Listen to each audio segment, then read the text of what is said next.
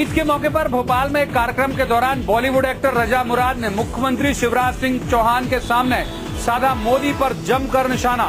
रजा मुराद बोलते रहे और शिवराज सुनते रहे। शिवराज सिंह चौहान ने आज भोपाल में ईद के मौके पर एक कार्यक्रम का आयोजन किया था। सीएम चौहान इसमें मुस्लिम समुदाय को बधाई देने टोपी लगाकर पहुंचे। कार्यक्रम में बॉलीवुड एक्टर रजा मुराद भी मौजूद थे। रजा मुराद ने जहां शिवराज सिंह चौहान की जमकर तारीफ की, वहीं मोदी का नाम लिए बिना उन पर तीखे तीर फेंके। बहुत से ऐसे मुख्यमंत्री हैं जिन्हें शिवराज चौहान जी से सबक लेना चाहिए कि टोपी पहनने से किसी के मजहब पर कोई आंच नहीं आती है, किसी की खुशियों में शामिल होने से किसी का धर्म भ्रष्ट नहीं होता। शिवराज जी की जो लोकप्रियता है वो किसी और मुख्यमंत्री से कम नहीं है। रजा मुराद ने मोदी पर तंज कसते हुए कहा कि टोपी पहनना अच्छा है, लेकिन टोपी पहनाना गलत है। टोपी पहनना जो है बहुत अच्छी बात है, किसी को टोपी पहनाना बहुत बुरी बात है। मोदी का टोपी विवाद 2 साल पुराना है। सितंबर 2011 में मोदी ने सद्भावना उपवास के दौरान टोपी पहनने से सार्वजनिक तौर पर मना कर दिया था। मोदी का ये टोपी विवाद आज तक उनका पीछा नहीं छोड़ रहा है। जब इस बाबत मुख्यमंत्री शिवराज सिंह से पूछा गया तो वो कन्नी काटते नजर आए।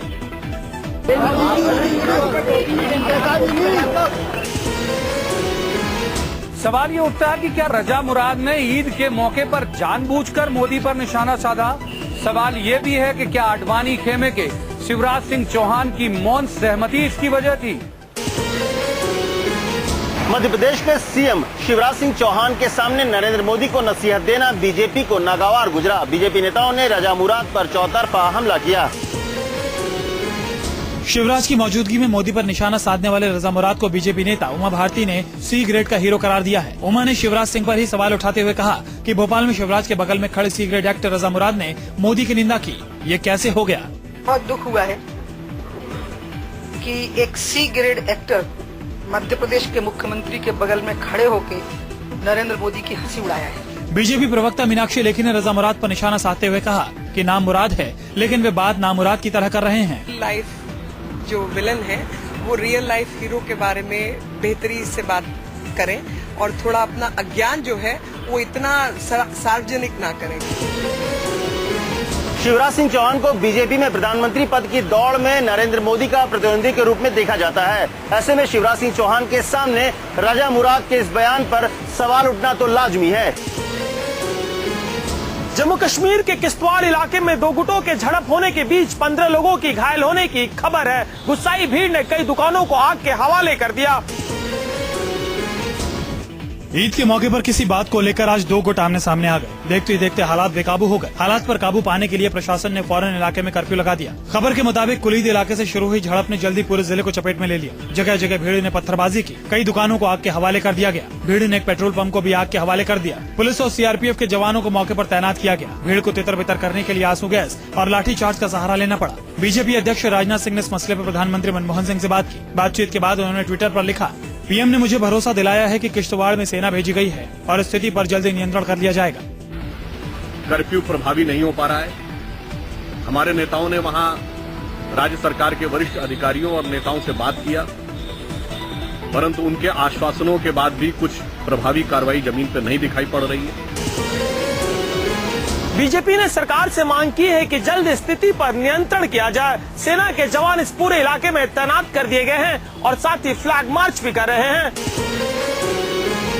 यूपी की आईएएस दुर्गा शक्ति नागपाल के निलंबन को लेकर कांग्रेस और समाजवादी पार्टी के बीच जुबानी जंग और तेज हो गई है। दुर्गा शक्ति के बहाने यूपी सरकार के कैबिनेट मंत्री आजम खान ने कांग्रेस अध्यक्ष सोनिया गांधी पर कसा है तंज। यूपी के आईएएस दुर्गा शक्ति के निलंबन पर प्रधानमंत्री को लिखे सोनिया गांधी के खत के बहाने आजम खान ने चुटकी ली है। आजम खान ने कहा है कि सोनिया गांधी इस स्तर पर उतर आई हैं कि एसडीएम तक के लिए चिट्ठी लिख देती हैं। गौरतलब है कि आईएएस अफसर के निलंबन के बाद सोनिया गांधी ने चिट्ठी लिखकर पीएम से अनुरोध किया था कि किसी भी अधिकारी के साथ अन्याय नहीं होना चाहिए। जैसे ही चिट्ठी की खबर सार्वजनिक हुई, एसपी ने सोनिया गांधी पर सियासत करने का आरोप लगाया था। तो एक एसडीएम तक का स्तर हो गया सोनिया जी का। कांग्रेस का स्तर यह है कि राष्ट्रीय अध्यक्ष ने चौपाल की भी चिट्ठी लिख दी। ये स्तर हो गया कांग्रेस का, आप अंदाजा लगा लें। आईएएस दुर्गा के निलंबन को एक बार फिर सही ठहराते हुए आजम खान ने कहा है कि निलंबन और बहालियां तो रोजमर्रा की बातें हैं। मुंबई में हुए 26/11 हमले के मास्टरमाइंड लश्कर चीफ हाफिज सईद ने दिल्ली में आतंकी हमले की दी है धमकी। सूत्रों के मुताबिक इस बारे में आईबी ने दिल्ली पुलिस को चिट्ठी भी लिखी है। आईबी की चेतावनी के बाद दिल्ली पुलिस हाई अलर्ट पर है। सूत्रों के मुताबिक आईबी की चिट्ठी में लिखा है कि हाफिज सईद ने लश्कर के आतंकियों से जल्द दिल्ली में आतंकी हमले को अंजाम देने का आदेश दिया है। ये हमला 15 अगस्त और आने वाले त्योहारों के दौरान किए जा सकते हैं। सूत्रों के मुताबिक सईद ने आतंकियों को लाल किले पर हमले का आदेश दिया है। खबर के मुताबिक पुंछ हमले से पहले भी हाफिज सईद ने एलओसी का दौरा किया था। मुंबई हमले का आरोपी सईद पाकिस्तान की सरपरस्ती में खुलेआम घूम रहा है। आज उसने लाहौर के गद्दाफी स्टेडियम में खुलेआम ईद की प्रार्थना सभा की अगुवाई की। अमेरिका ने पिछले साल हाफिज सईद पर करीब 60 करोड़ रुपयों का इनाम घोषित किया था, लेकिन बावजूद इसके वो पाकिस्तान में खुलेआम सभाएं कर रहा है और आतंकियों को ट्रेनिंग भी दे रहा है।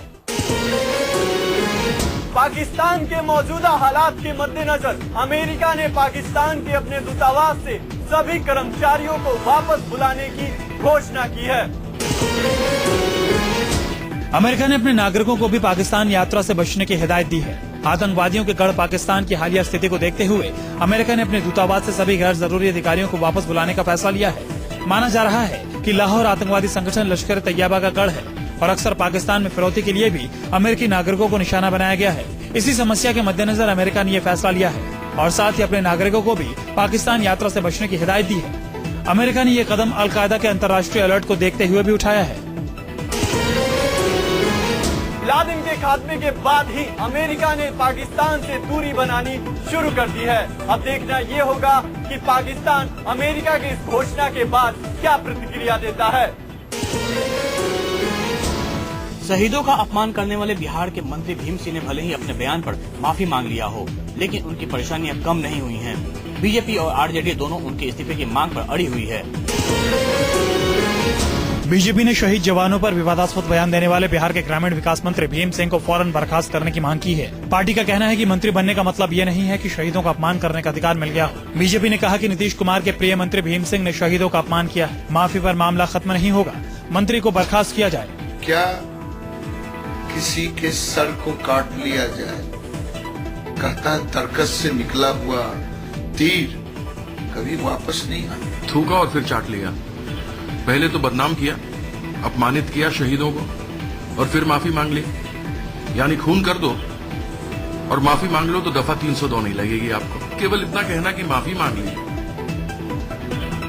इससे बात नहीं बनेगी। उनको इस्तीफा तो देना पड़ेगा। आरजेडी सुप्रीमो लालू प्रसाद यादव ने भी नीतीश के चहेते मंत्री भीम सिंह को फौरन बर्खास्त करने की मांग की है। कान पकड़ के एक क्षण में इसको नीतीश में थोड़ा भी है इसको बाहर करो मंत्रिमंडल से, रास्ता इसको दो। जेडीयू का कहना है कि भीम सिंह ने माफी मांग ली।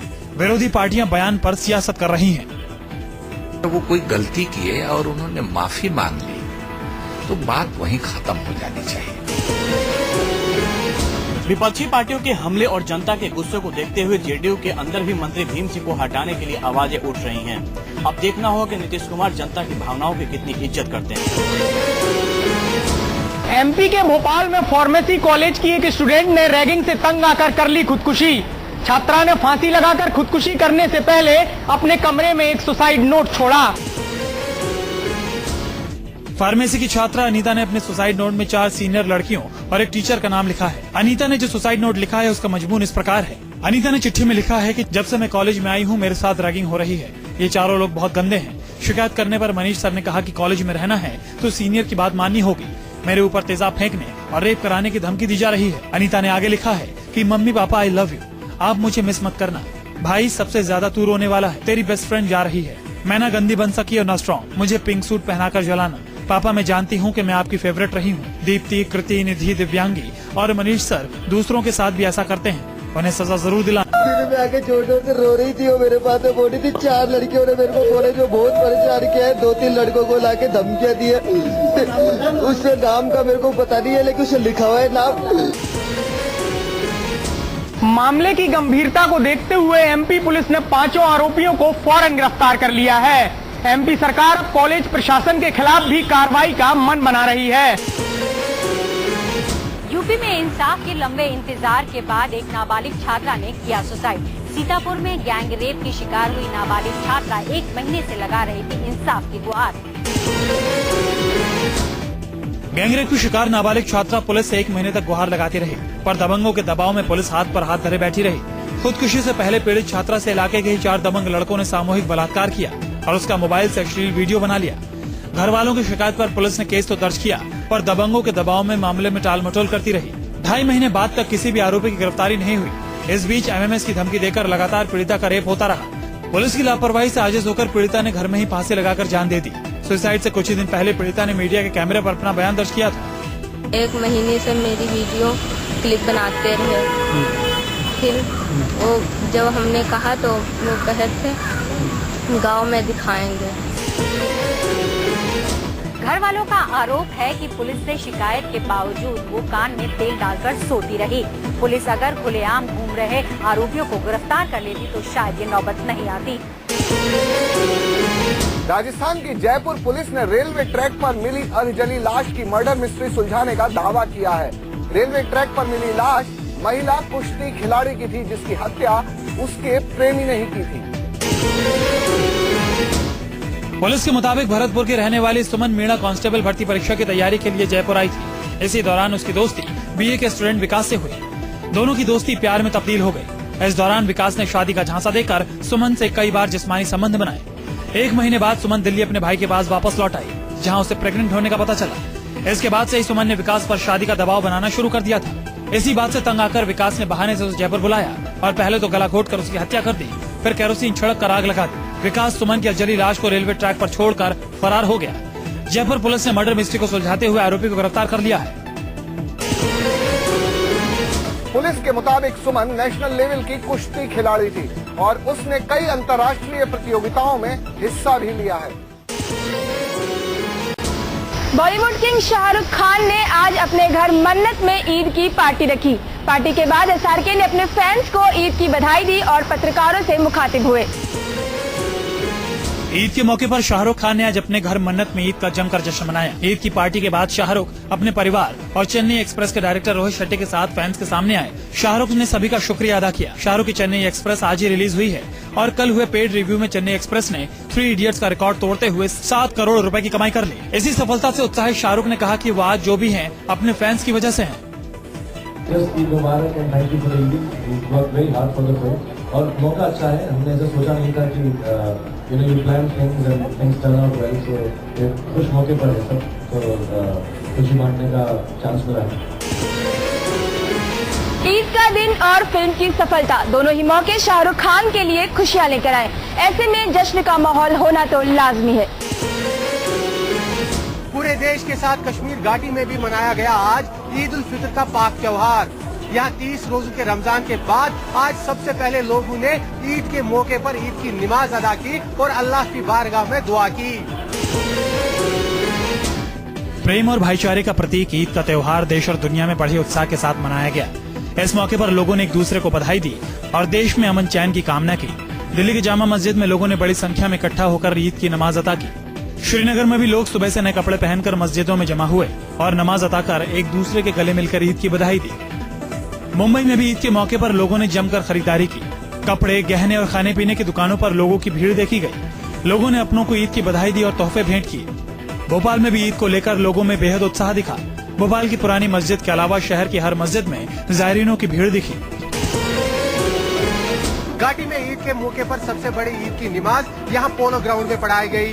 नमाज के ठीक बाद लोगों ने एक दूसरे को गले मिलकर ईद की बधाइयाँ दी और पूरी कश्मीर घाटी ईद की खुशी में डूब गई।